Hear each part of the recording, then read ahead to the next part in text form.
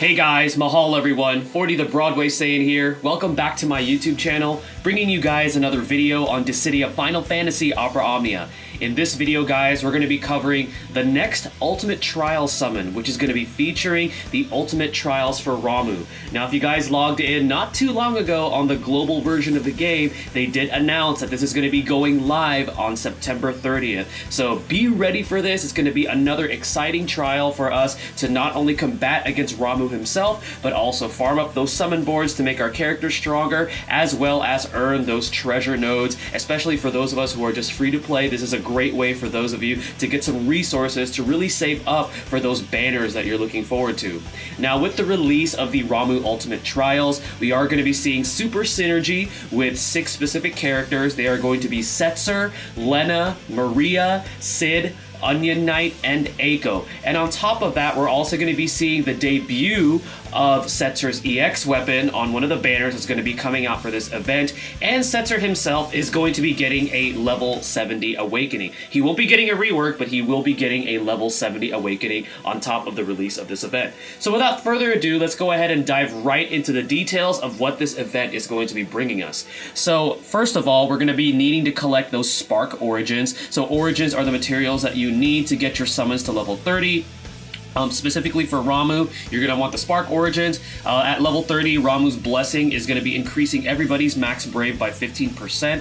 He's also going to be increasing everybody's defense when their HP is below 80%. He deals that 4000 AoE Thunder Magic Brave attack, also gives the Thunder attribute to the party during the summon phase, and also the summon speed itself is actually boosted up to slightly fast with a 6-turn duration and a 6000 max Brave bonus. Now from summon levels 21 to 30, you're going to need the following materials: 3,900 Spark Cores, 2,825 Spark Matter, 1,300 Spark Anima, and then 370 Spark Origin. Now, from levels 1 to 30, you're going to need 550 Sticky Liquid, 550 Viscous Liquid, 3,876 Spark Adamite, 5,105 Spark Cores, 3,195 Spark Matter, 1,455 Spark Anima, and then 370 Spark Origin.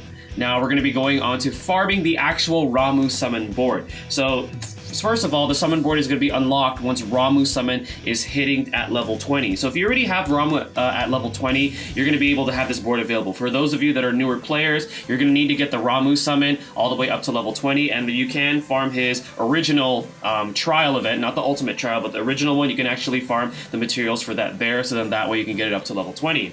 Remember, you need 6,500 points to complete each board per character, and then if you unlock a node, it opens up an adjacent node. And then for specifically the treasure nodes only, when you're farming up the level 100 version of the fight, you're only going to need 1,800 points. And to touch up on that, let's actually go over here. So I'll show you guys the specific pathway that you want to take if you are only going specifically for the treasure nodes. Okay, so we're going to go over right over here so you guys get a visual.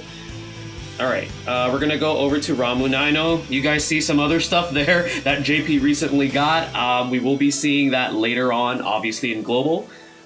Okay, no, we don't want to do that because I actually want you guys to see the pathway. So we're going to go here. So 1, 2, 3, 4, 5, 6, 7, 8, 9, 10. There's 1, 11, 12, 13, 14, 15, 16, 17, oops.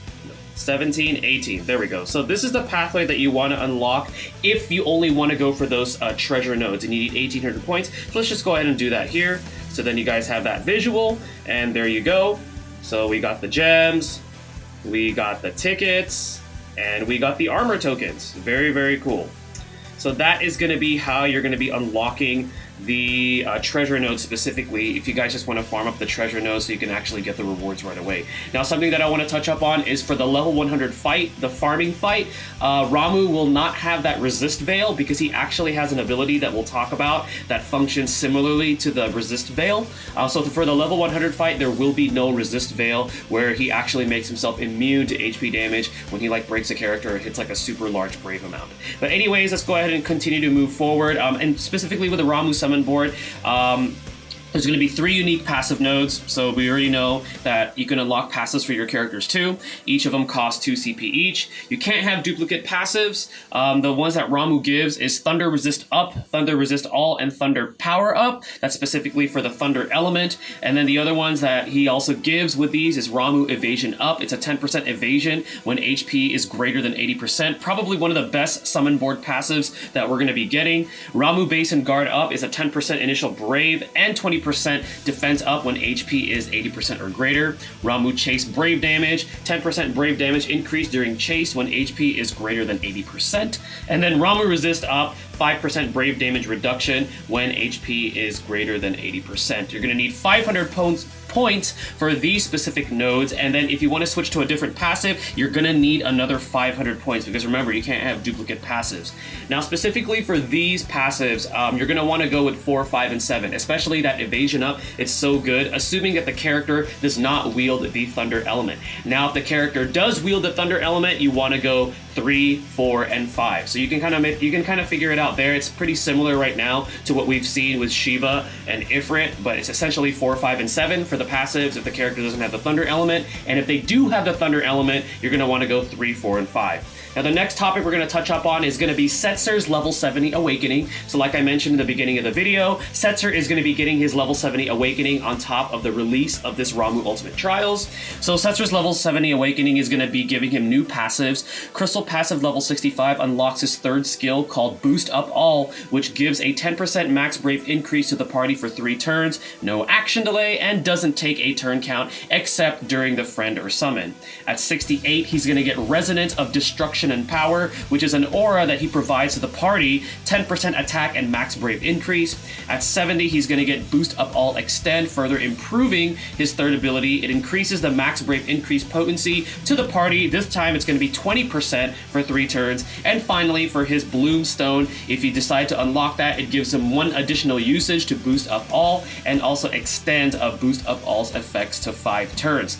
Pretty good crystal passives there. I do like how they're essentially helping the party out. Setzer himself he's a kind of a damage dealer that's a debuffer. He has that unique freeze debuff, and he can also delay, assuming that you have his passives with his 2nd ability. So he's like a utility damage dealer, and I like how his crystal passive level 65 ability on top of his aura is actually helping out the party, further improving their offensive capabilities. So nice crystal passives there, and definitely if you have the black crystals saved up for him, he's not a bad unit to be able to build up all the way up to level 70. Now we're also going to take a look at the EX weapon that he is going to be getting, that is going to be featured on the banner upon the release of the Ultimate Trials. So it's going to be giving Setzer the EX weapon called Death Strike Dart if you decide to pull for this weapon, and it gives him the EX ability called Prismatic Flash, which is a 7-hit non-elemental magic AoE Brave plus AoE HP attack, with the HP damage being divided amongst multiple targets. However, against a single target,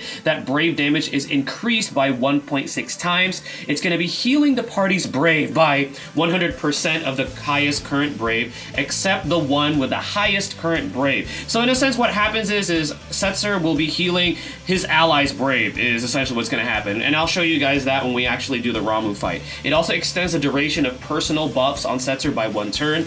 It grants him a new framed buff called Blackjack for 6 turns, which increases the party's attack and max Brave by 20%, as well as his own attack and max Brave further by 20%. So essentially, Setzer gets a 40% increase to those 2 stats to himself, and then he gives 20% to his allies as an aura, as long as it's active on Setzer. And then at 3 out of 3 limit break, it's going to be permanently increasing his own attack and speed by 20%, and also changing his HP attack to HP attack plus, which prolongs his longevity in fights. And at base, this EX ability does have a slightly fast recast speed.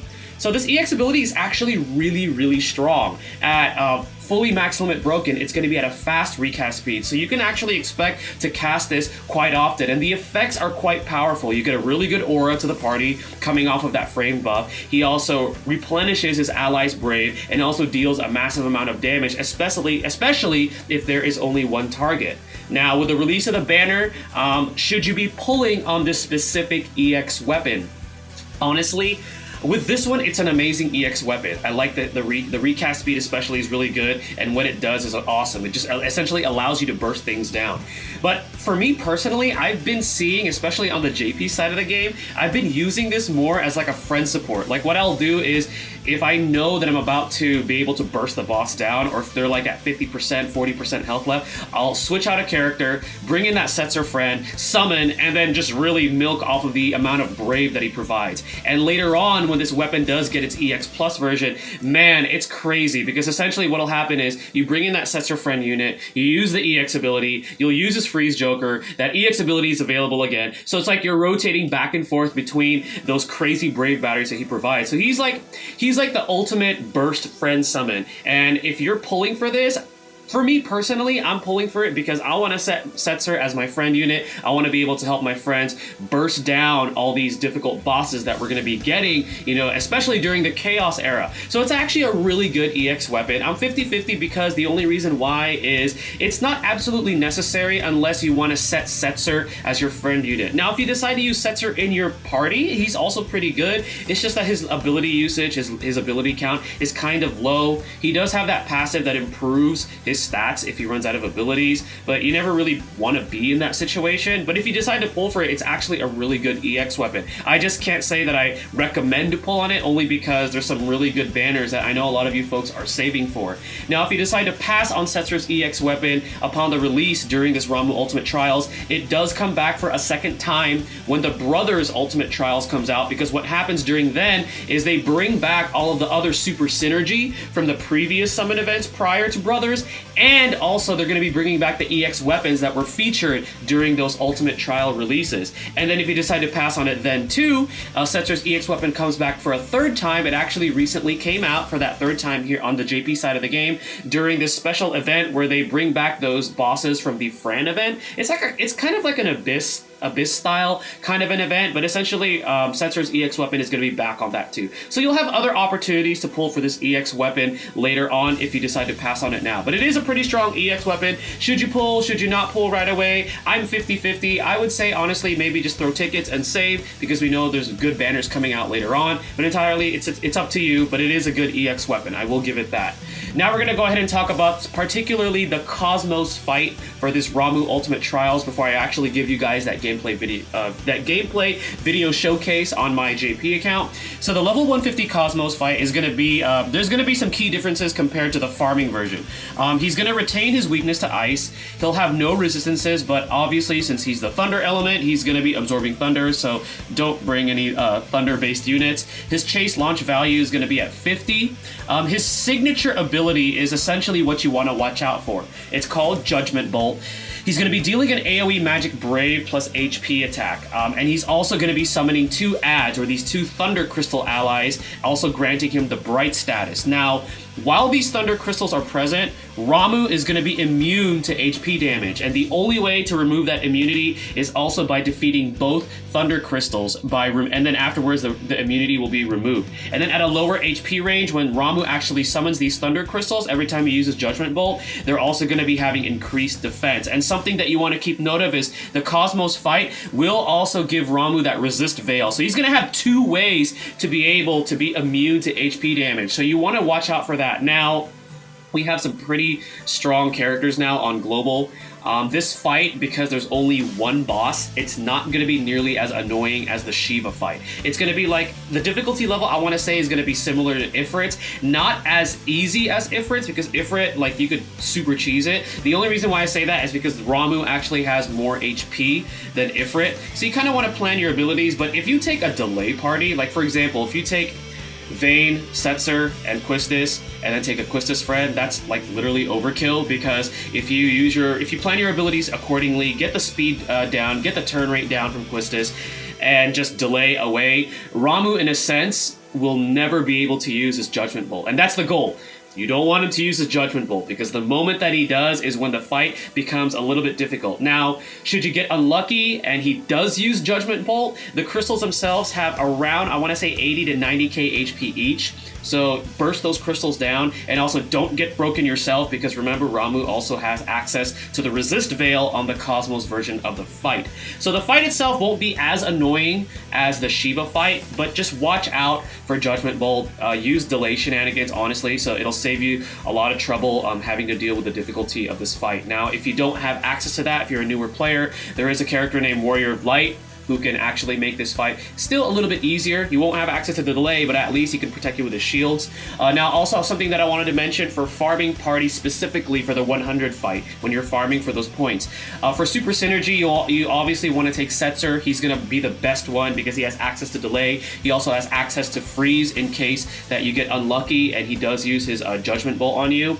And then you want to take either Vayne or Quistis in your main party, and that would also be pretty ideal. Or you could take Setzer, take 2 characters that you want to farm for, and then have like a Quistis friend. So you can kind of mix and match there for the farming fight, for the level 100 fight. And then afterwards for the Cosmos fight, I'm going to show you the party that I'm going to take right here. I'm going to take Setzer, I'm going to take Quistis, and I'm going to take Vayne. I'm going to take Shiva because Ramuh is weak to ice. So let's just start this fight right here, and I'll show you guys that you could actually just cheese the fight with delay. Alright, let's see if we can find another Quistis or Setzer. If not, I'll use a character that can delay, that we'll be getting later on, named General Leo, who's really OP. He's like Quistis 2.0, but like hits much harder. Okay, so we're gonna have to take him because I don't see a Quistis or a Setzer. And we're just gonna jump right into the fight. Now, I will allow Ramuh to use his Judgment Bolt, specifically so you guys get a visual of what it looks like and what those Thunder Crystals look like. Okay. So with Vayne, his rotations, again, is a little bit different. For Vayne, when you get this EX Plus, you actually want to start off with Mach Wave. Let's just delay now.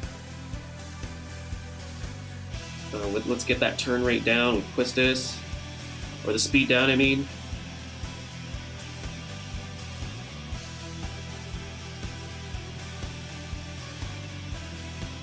So on the Cosmos fight, he actually needs to take 1 turn before he'll have access to Judgment Bolt. So if you get hit during this turn, it's fine.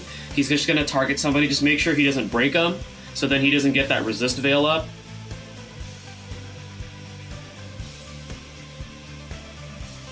Okay, now let's go ahead and Degenerator Whip.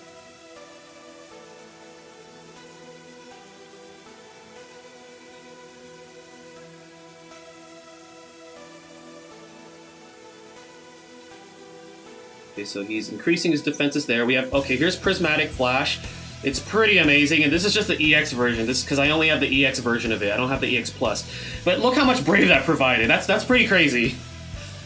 So if you pull for the weapon, it's actually really, really strong. It's a really strong EX weapon. It's just that there's other EX weapons coming out, such as Ultimecia and Charlotta. That's like the talk of the town topic as far as EX weapons right now, and everybody's looking forward to saving for those, which is why I could understand if you want to hold off on Setzer. But it is a good EX weapon. I can't stress enough that it is really, really strong, both as a party unit and a friend support unit.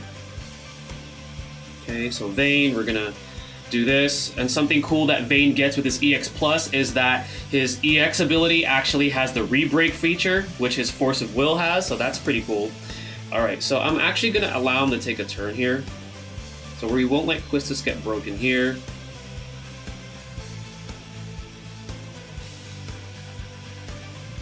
I just want you guys to see some abilities of Ramuh, so this doesn't look overly too easy on this demonstration here. Okay, so Setzer, we'll just HP attack this.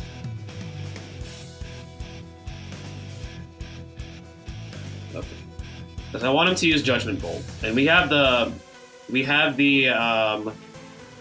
what you call it? We have the freeze on. Okay, so he has resist veil there, so I'll have to break him. Okay, so we broke that.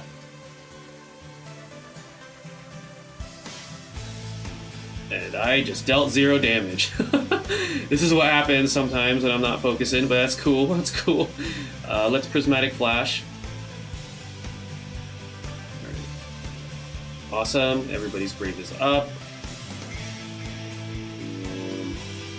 Actually, let's delay here one more time because I just realized I don't want him to break anybody.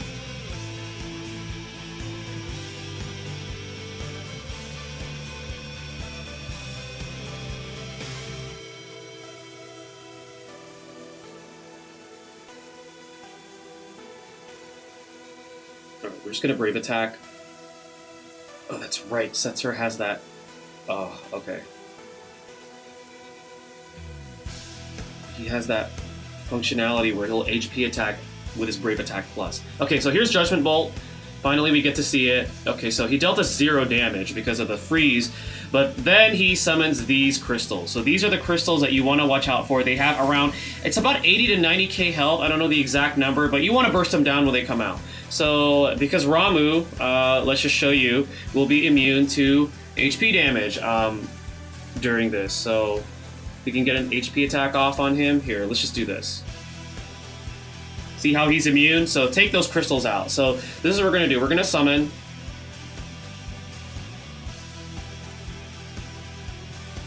Just going to burst.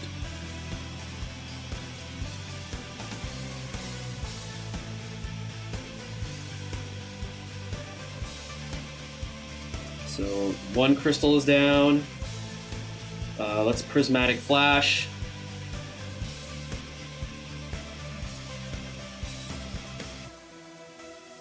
There we go. Alright, so now he should be vulnerable to HP attack damage. Boom, so now he's no longer immune. And let's just bring in General Leo. I'm just going to finish the boss off now. But in a sense, that's what you want to watch out for. Never ever allow him to use that ability, because if you do, it's just going to make the fight a lot harder. But again, we have access to characters that could cheese this fight now. Again, not as annoying as the Shiva fight, so you should be pretty good as far as the Cosmos version. It won't be as difficult as some of the other Cosmos fights that we've seen.